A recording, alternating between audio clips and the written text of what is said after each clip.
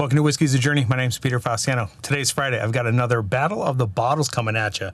If you're new here, I have a whole bunch of whiskeys in my random sample. I just go ahead and chose them. I've got them stickered on the bottom here. I randomly chose them. I'm going to pour them, nose them, taste them, talk about them a little bit. A, B, B, compare them, go off camera, let my palates chill out a little bit, taste them again, spend a little bit more time with them, and then come back and let you know which one I like the most. I'm going to pull the bottles off the shelf, remind myself of why I put them into this matchup, remind myself of the price, the proof, and any other information about it. So let's go ahead and get these things poured so I can get after it. Do me a favor, like, subscribe, share, do all those things that YouTubers ask you to do. Turn that bell notification on because I produce videos every Monday, Wednesday, and Friday. And if you are interested in winning this flight, then you can graciously donate to the channel, support the channel. All of the rules to the giveaway are in the description below. All right, just pouring them. I don't know if you can see this or not, but it looks like this is a little bit darker than this. I think I started on my right last time. I'll go ahead and start on my left this time. Nose it and taste it and give you some notes. Smells malty, smells fruity, has a little bit of a grilled peach and pineapple note. There might be a smoky aspect to this. Maybe that smoke is very lightly peated, but it's more smoke than peat, or more, not necessarily smoke. Yeah, like barrel char or burnt barrel rather than a peat note. Doesn't come across as too spicy, but I do get a little bit of a sting in the nose. I'm thinking maybe this is a little bit proofy. I'm thinking single malt, either a single malt Scotch or a single malt Irish or a single malt American.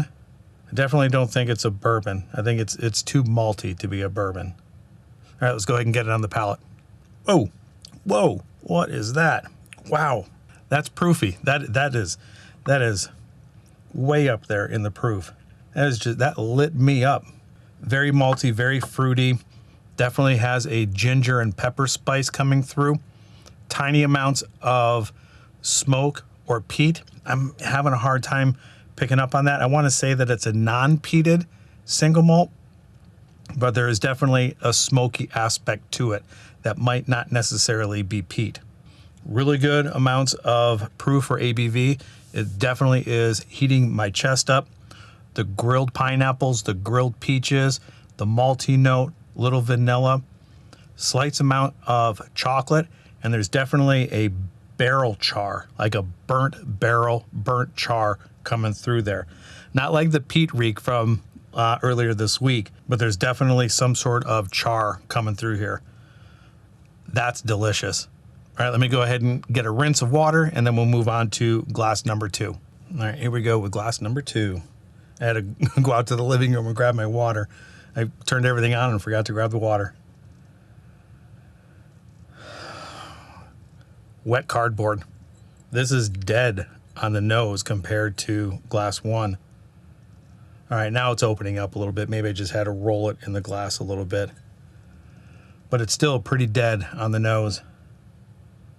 Wet cardboard, like a damp basement or a wet attic or something like that. Other than that, I'm not really getting much. Smells malty, stings the nose a little bit.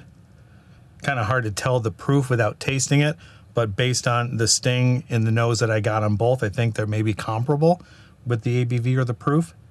All right, a slight amount of fruit is coming through. Boy, I'm struggling with this one. Yeah, a little bit of fruit, maybe some red fruit. And there is a slight smoky note coming out of this one as well, but not as much as this one. All right, let's get it on the palate. All right, it's come alive a little bit on the palate. Good smoky note, not peat. Pepper. There is a fruit note other than the peach and the pineapple. And the peach and the pineapple is not a grilled peach and pineapple. There is a little bit of a funky note that's coming through, almost a little bit mushroomy or like a funky cheese kind of note.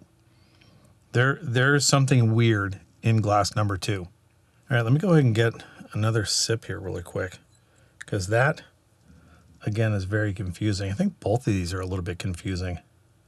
Yeah, there's cardboard, like dead decaying leaves, earthy note, something funky about glass number 2. All right, let's get it on the palate again.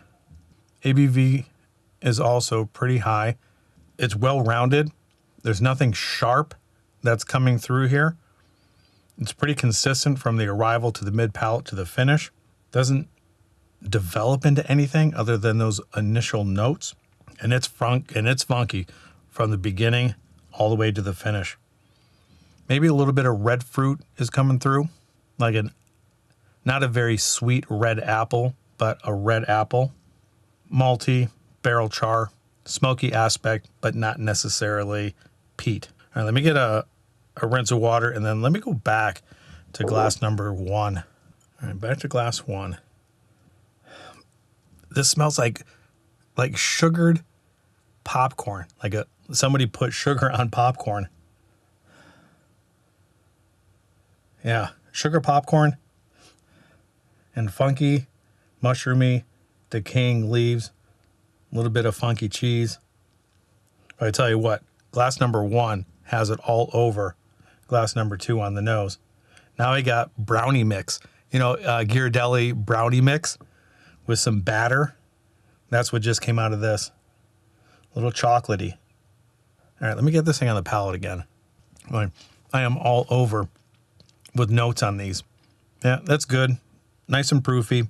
Good fruit notes. Good char. Good smoke note. The chocolate batter or the chocolate notes don't come through on the palate. It was only there on the nose. Does drink a little bit hot, and that heat from the ABV is also coming across as spicy, like a black pepper spice. All right, so what I'm going to do, just off camera, I'm going to let my palate rest a little bit.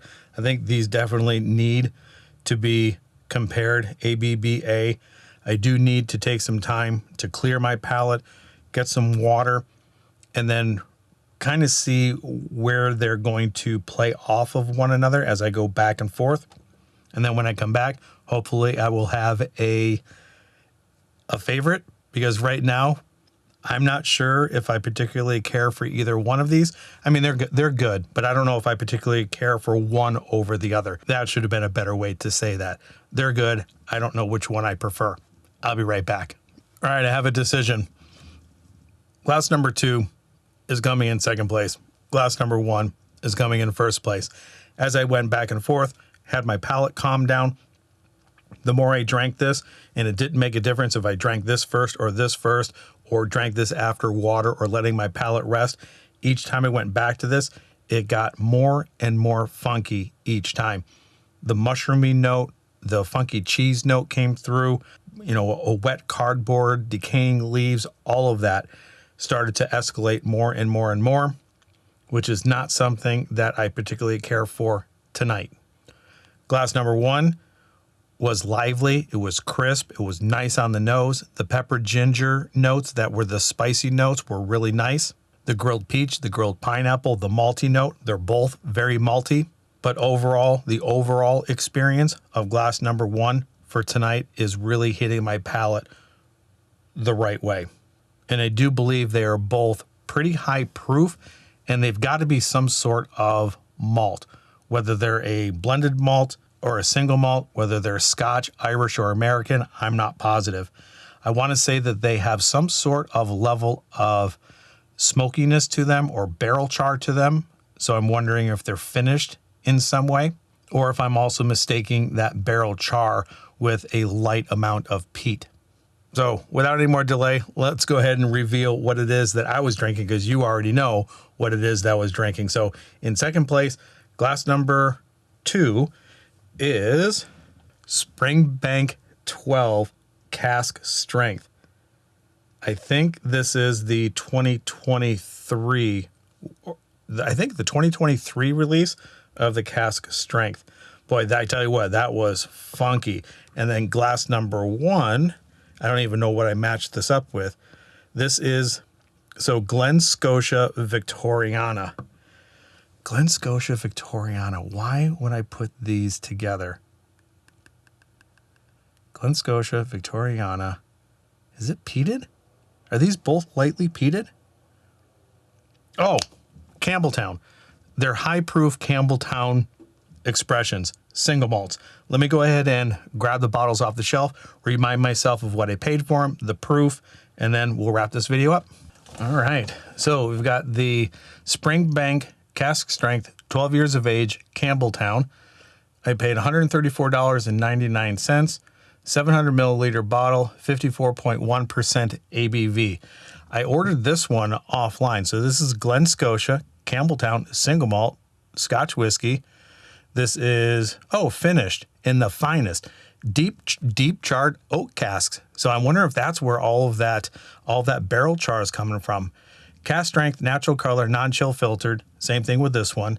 700 milliliter bottle, and it's coming in at 54.2%. And offline or online, it was $79.47 plus taxes. So I think we're looking at a pretty even amount here as far as price goes with taxes and shipping. Wow, that was a very interesting battle. I don't remember picking up so much funk with the Cask Strength. I think this is also, I think they do different casks with the Cask Strength 12-year. And if I'm not mistaken, this might be an Oloroso. I'm not exactly positive. I have to look it up.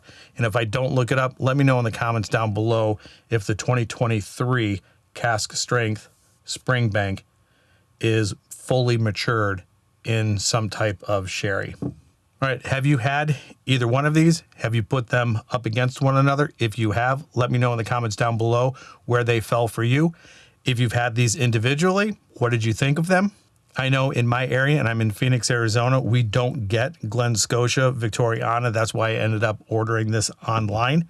And then one of my hangouts, not my hangouts, but one of my places that I visit to purchase whiskeys, Trevor's Liquor, they ended up having 2 shipments of this, and I passed on the first one. And then when I saw it again, I just couldn't pass it up, so I ended up picking it up. And for some reason, and I know I've said this before, Phoenix or Arizona seems to get a pretty good regular amount of shipment of Springbanks, whether it is the Cask Strength, whether it's the 10, the 15, or the 18. It always seems like that distillery and those distillery products are always available here. What is it like in your area? Are these things highly sought after? Do you ever see them? And if you do, what are you paying for them? And that's all I got for you. So wherever you are at in your journey, I hope you are enjoying it, because sometimes these battles that come up are very confusing, or at least this one has been the most confusing to date. I couldn't figure these things out to save my life. I hope you enjoyed it. And until the next time, we'll talk to everybody later. Bye.